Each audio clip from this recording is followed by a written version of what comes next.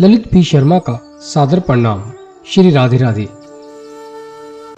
भक्त जब भगवान को पाने के लिए अपने आप का भी त्याग कर देता है तो भगवान अपने भक्त से मिलने के लिए बेचैन हो जाते हैं। ऐसी ही एक कथा है भक्त धन्ना जाट की। धन्ना जी के पिता एक साधु सेवी, सरल हृदय, साधारण किसान थे। उनके यहाँ प्रातः साधु संत आया करते थे और वह उनकी सेवा किया करते थे। उनके घर एक ब्राह्मण साधु पधारे। उन्होंने अपने हाथ से कुएं से जल निकाला, स्नान किया और अपनी झोली से सालिग्राम जी को निकालकर तुलसी, चंदन, दीप, धूप से पूजा की। धन्ना बहुत छोटे बालक थे। वह बड़े ध्यान से यह सब देख रहे थे। उनका मन हुआ कि वह भी उन साधु से कहें कि यह वह क्या कर रहे हैं। वह उनके पास गए और कहा कि मुझे भी यह मूर्ति दे दीजिए। तब साधु ने सोचा कि यह बच्चा सालिग्राम जी की क्या सेवा करेगा। उन्होंने बच्चे का मन रखने के लिए उस बच्चे को एक काला पत्थर दे दिया और कहा कि लो, इनकी सेवा करो। अब तो धन्ना बहुत खुश हो गए और जो जो उन्होंने उस ब्राह्मण संत को करते हुए देखा था वह वैसे ही करने लगे। अब उनका खेल कूद से बिल्कुल ध्यान हट गया। भगवान की पूजा में लग गए। ब्राह्मण जैसे पूजा करते थे वैसे ही वह भी करने लगे। स्नान कर कर भगवान को रखते। चंदन ना होने के कारण मिट्टी से ही तिलक कर दिया करते। तुलसी दल के बदले पत्ते रख दिया करते, फूल चढ़ाया करते और धूप दीप ना होने के कारण तिनके जलाकर भगवान की पूजा किया करते और भगवान से प्रार्थना करते। दोपहर को माता ने बाजरे की रोटी खाने को दी। धन्ना ने वह रोटी भगवान के आगे रख दी और आंखें बंद कर कर उन्हें भोग स्वीकार करने के लिए कहा। धीरे धीरे अपनी छोटी छोटी आंखें खोलकर देखते रहते कि भगवान आ रहे हैं या नहीं।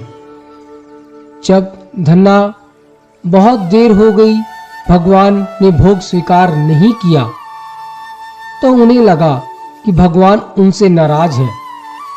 अब वह सोचने लगे कि जब भगवान ही खाना नहीं खा रहे तो मैं भी नहीं खाऊंगा। कहते हैं ना, बाल-हट बहुत बुरी है। अगर बालक अपनी हट पे आ जाए तो वह किसी की नहीं सुनता। ऐसा ही धन्ना ने किया। धन्ना ने भी जिद पकड़ ली कि वह भी भोग जब तक भगवान नहीं लगाएंगे वह भी ग्रहण नहीं करेगा। और वह रोटी लेकर पास के जंगल में रोज डाल आता। शरीर दुर्लभ होने लगा। माता पिता बहुत चिंतित होने लगे कि हमारे बेटे को क्या होता जा रहा है।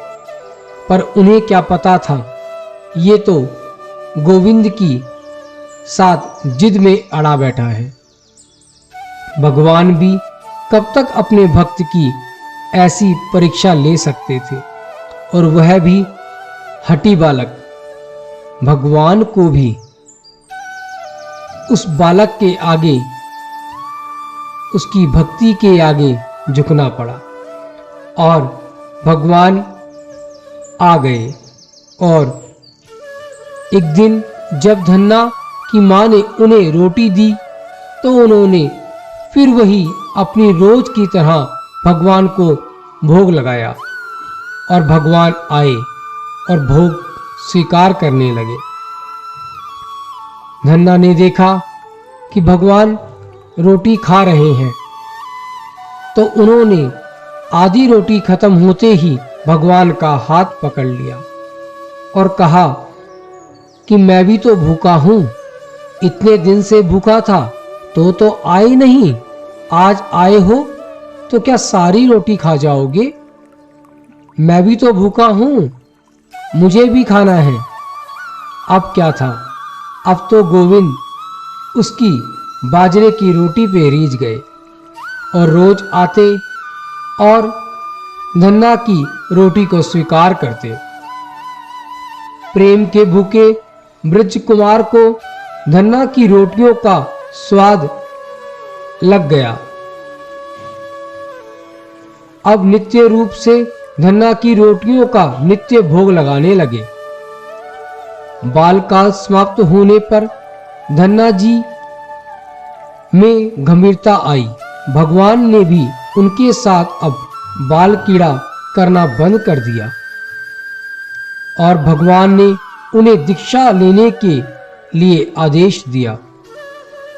धन्ना जी वहां से काशी गए और वहां पर श्री रामानंद जी से मंत्र ग्रहण किया। गुरुदेव की आज्ञा लेकर वह घर लौट आए। अब धन्ना को समय भगवान का दर्शन होता था। एक दिन पिता ने उन्हें खेत में गेहूं बोने को कहा। मार्ग में कुछ संत मिले। संतों ने भिक्षा मांगी। धन्ना तो भक्त के रूप में भगवान को ही देखते थे। उन्होंने संतों को वह सारा गेहूं दे दिया। अब वह सोचने लगे कि मैं खेत में क्या बोऊं। भगवान का नाम लेकर उन्होंने सारे खेत को जोत दिया कि जैसे कि सारा गेहूं बोया हुआ है, और भय के कारण माता पिता को कुछ न बताया। पर उन्होंने तो अपने मन में जो जोत बो दी थी वह तो खेत बोने के बराबर थी। घर आकर उन्होंने कुछ नहीं कहा। धन्ना ने खेत में गेहूं बोया हो या ना बोया हो, उस खेत में तो बो ही दिया था जहां बोए बीज का भंडार कभी घटता नहीं है। भक्त की प्रतिष्ठा रखने के लिए भगवान ने एक लीला रची। पृथ्वी देवी ने धन्ना के खेत को गेहूं के पौधों से भर दिया। अब ऐसी खेती तो पूरे गांव में भी नहीं हुई थी जो धन्ना के खेत में हुई थी। सभी धन्ना की तारीफ करने लगे। तब धन्ना को लगा कि बंजर पड़ी जमीन को देखकर सब मेरा मजाक उड़ा रहे हैं। उन्होंने जाकर देखा जब खेत, तो लहराते हुए गेहूं के पौधे दिखे। यह देखकर वह गोविंद की लीला को समझ गए और प्रभु का भजन नित्य करने लगे। जब हम गोविंद के भक्तों के लिए कार्य करते हैं, जब हम गोविंद की कृपा के लिए कार्य करते हैं, जब हम संतों के लिए कार्य करते हैं, तो भगवान हमारे कार्यों को अपने आप पूरा कर देते हैं।